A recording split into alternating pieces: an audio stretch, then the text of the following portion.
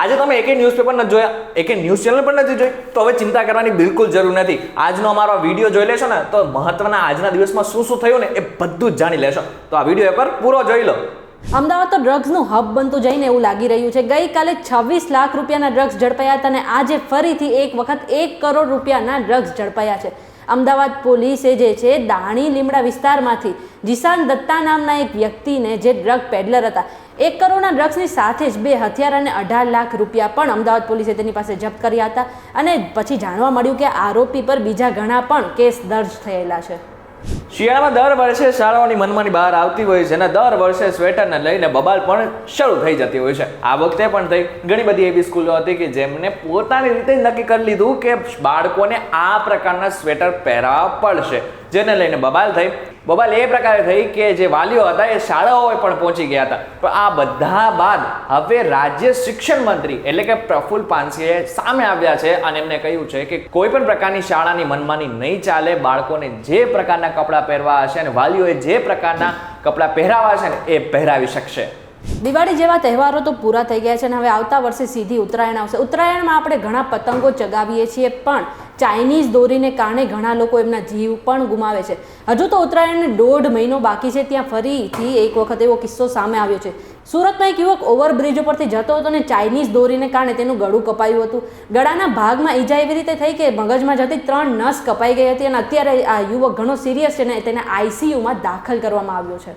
આપણા દેશમાં એવો એક પણ મહિનો નહીં હોય કે જ્યાં ચૂંટણી નહીં યોજાતી હોય.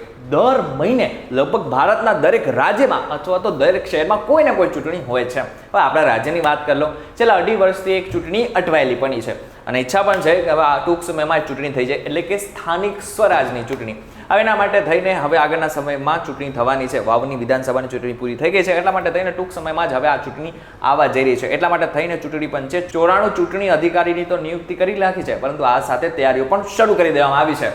અદાણીના ઇન્વેસ્ટર્સ માટે આજનો દિવસ એક કાળો ગુરુવાર હશે. કેમ?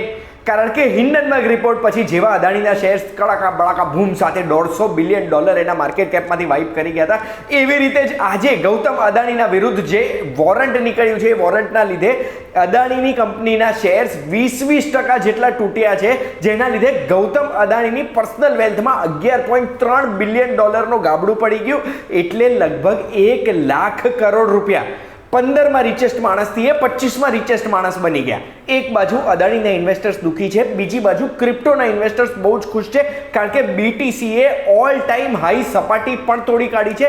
$98,000 માર્ક તોડી દીધો છે ને $1 લાખ એટલે લગભગ 87 લાખ રૂપિયાનો ભાવ એક બિટકોઇનનો થઈ શકે છે. હવે આ અદાણીની અસર આપણા ભારતીય શેર માર્કેટમાં પણ પડી છે. આજે જે સેન્સેક્સ છે 422 પોઈન્ટ ઘટીને 77,155 પહોંચી ગયો છે અને નિફ્ટીમાં પણ 168 પોઈન્ટનો ઘટાડો આવ્યો છે. અદાણી પોર્ટના શેરમાં 13%નો ઘટાડો આવ્યો હતો અને બીજા ઘણા શેરમાં પણ લોઅર સર્કિટ લાગી હતી. હજુ 3 ન્યૂઝ પહેલા હું બોલ્યો કે આપણા દેશમાં ચૂંટણી ઉપર ચૂંટણી આવતી હોય છે. ફરી એકવાર એક નવી ચૂંટણી આવવા જઈ રહી છે, એ છે દિલ્હી વિધાનસભાની ચૂંટણી. હવે આ વિધાનસભાની ચૂંટણી એક એવી વિધાનસભાની ચૂંટણી છે કે જેની ઉપર નજર લગભગ દુનિયાના બધા જ દેશોની હોય છે, કારણ કે દિલ્હી આપણી રાજધાની છે એટલા માટે થઈને. પરંતુ હવે દિલ્હીમાં એક મહત્વની વાત એ થઈ છે કે આમ આદમી પાર્ટીએ પોતાની પ્રથમ યાદી જાહેર કરી નાખી છે અને 11 ઉમેદવારો એમને બહાર પણ પાડી નાખ્યા છે. પરંતુ મહત્વની વાત એ છે કે ભાજપમાંથી નીકળેલા અનિલ ઝા પણ હવે આગળના સમયમાં જ્યારે વિધાનસભાની ચૂંટણી છે એટલે કે 2025માં છે ત્યારે એમને પણ ઉતારવામાં આવશે. દુનિયામાં ત્રીજા વિશ્વયુદ્ધની ઘંટડી વાગી ગઈ હોય એવું લાગી રહ્યું છે, કારણ કે આજે સૌથી મોટા સમાચાર એ સામે આવ્યા છે કે રશિયાએ યુક્રેન પર સૌથી મોટો હુમલો કર્યો છે. રશિયાએ તેના સૌથી પાવરફુલ મિસાઇલ ICBM દ્વારા યુક્રેન પર હુમલો કર્યો હતો. પણ એ પહેલા રશિયાનું એવું કહેવું છે કે યુક્રેને તેમના પર બ્રિટિશ સ્ટોર્મ શેડો મિસાઇલ દ્વારા સૌથી મોટો હુમલો કર્યો હતો, પણ આ મિસાઇલને રશિયાએ ઉપર હવામાં જ તોડી પાડ્યા હતા. બિચારું પાકિસ્તાન, આમ જોવા જાય તો બિચારું જ કહી શકાય, કારણ કે જે રીતના પોતે આરોપ બીજા ઉપર મૂકે છે. જેમ કે આપણે બધાને ખબર છે કે જમ્મુ કાશ્મીર અને ભારત ઉપર આરોપો મૂકે છે, પરંતુ પોતાના દેશમાં શું થઈ રહ્યું છે એની જ જાણે એને ખબર નથી. આ બીજો દિવસ છે કે જ્યારે ખૈબર પખ્તુનખ્વામાં એક આતંકી હુમલો થયો છે અને 17 લોકોના મોત થઈ ગયા છે અને આની અંદર મહિલાઓ, બાળકો અને પુરુષ બધાનો સમાવેશ થાય છે. અને જે ગઈકાલે હુમલો થયો ને એમાં 12 સૈનિકોના મોત પણ થઈ ગયા હતા. એટલા માટે થઈને પાકિસ્તાન પોતાનું વિચારે ને તો બહુ સારી વાત. હવે મેચની વાત કરી લઈએ તો આવતીકાલે સવારે 7:50 વાગે ઓસ્ટ્રેલિયા અને ભારત વચ્ચે મેચ રમાશે. શેની? બોર્ડર ગાવસ્કર ટ્રોફીની જે મેચ છે આવતીકાલે સવારથી શરૂ થશે.